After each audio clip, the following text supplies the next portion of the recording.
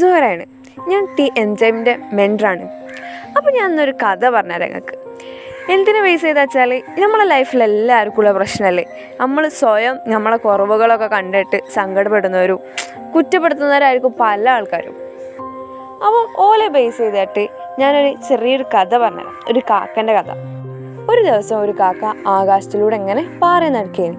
അപ്പണ്ട് താഴത്തെ ഒരു പുഴയിൽ ഒരു അരയണ്ണം ഇങ്ങനെ നീന്തി കളിക്കണത് കണ്ട്. അപ്പോൾ കാക്ക സ്വയം വിചാരിക്കുകയാണ്, എന്തൊരു ചൊറുക്കുള്ള അരയണ്ണായി, വെളുത്ത നിറം, എൻ്റെ കോലത്താ ഒരു കത്തിട്ട് ഒരു രസമില്ല എന്നെ കാണാൻ പറഞ്ഞിട്ട് കാക്കനെ എന്നെ പറയാണ്. അങ്ങനെ കാക്ക വിചാരിക്കുകയാണ് ആ അരണത്തിൻ്റെ അടുത്ത് പോയിട്ട് ഒന്ന് പ്രശംസിച്ചേക്കാൻ വിചാരിച്ചിട്ട് ആ അരണത്തിൻ്റെ അടുത്ത് പോകും.